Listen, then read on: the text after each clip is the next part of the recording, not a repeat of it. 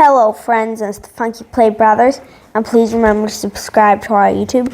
And today I'm reading Nickelodeon Teenage Mutant Ninja Turtles Mutant Mayhem inserts, and includes an 8-page full color insert, the junior novelization by a Random House, or Lat King, and it is the final chapter after 13 weeks. Okay, so chapter 13. Chapter 23. When the Turtles and Splinter arrived at the boat graveyard, Superfly's hideout was easy to spot. Only one boat had lights shining through its window. A crumbling abandoned freighter. The brothers and their father made their way down into Superfly's laboratory below the deck. Ready for action, they found the huge machine designed to cover the world with ooze, but no mutants. Maybe they decided to just give up and go bowling, Mikey suggested. Superfly's voice emerged from the shadows. Nah, fam. He and his crew stepped into the light. We're just one step ahead of y'all, Superfly said. Splinter struck a martial arts pose, and I don't want to fight a fellow mutant, but I will. Superfly shook his monstrous head. Y'all just won't quit, huh? What is this about these stinking humans you love so much? It's just not us, Leo pointed out. You like human stuff too, Mondo Gecko made a confused, disgust face. No, we don't. Yes, you do, Mikey insisted. Take the band fish. Contrary to their name, they comprise entirely of fish, Mondo Gecko interrupted. No, Mikey said, humans. Mondo Gecko guessed, amazed. Yes, Mikey confirmed. Donnie raised his hand and smiled. See, humans are complicated creatures. They're good like April, and they're bad like that lady who milked us. Superfly's mutants looked confused. Milk them. Splinter joined his son's plea. And as much as I don't like them, and trust me, I don't like them. If we murder them, we're no better than they are. Leo could see that the gang members were listening. He pressed the point. I refuse to accept that you are all cool with brutally killing all the humans. You can't be. You're awesome. You're fun. We vibed. Much as we liked vibing, Mondo Gecko still hasn't much he liked vibing much. Still wasn't sure about the Turtles' argument, but killing off the humans is the only way we'll ever be accepted. Raph shook his head. That's not true. We accept you, Mikey said. Certainly. Leo got an idea. Come live with us. Splinter was immediately on board with this suggestion. He much preferred living in the sewers with fellow mutants to fighting them or dealing with humans up on the surface. Yes, he said, pulling a room. Superfly's mutants crew looked at each other. Bebop said slowly. If I'm being honest, Drexday continued his friend's sentence. I'd rather not murder tons of people, Wingnut said, finishing their thought. I'm afraid I'll be haunted by the faces of my victims in my sleep.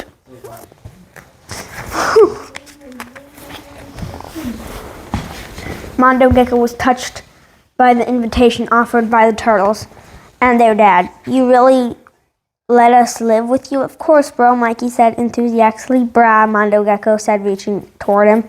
Brah, Mikey answered, stretching his arm. Abracadabra, Mondo Gecko said as they hugged. Superfly couldn't believe what he was hearing and seeing. What are y'all doing? Stop the kumbaya stuff and start killing these fools. Mondo Gecko broke away from Mikey to confront his boss. No, we don't want to do this. And really, I don't think we ever did. We just didn't think there was any other alternative. But now we've met these dudes, we see there is. Let's just stop and vibe. Nah, man, I don't vibe, Superfly said. And I know y'all might think there's another way to be safe and happy, but you don't know what you're talking about. If you want that, you're just gonna do what I say. Splinter looked pained. Oh no, he groaned. That's what I said in trying to protect his sons from humans.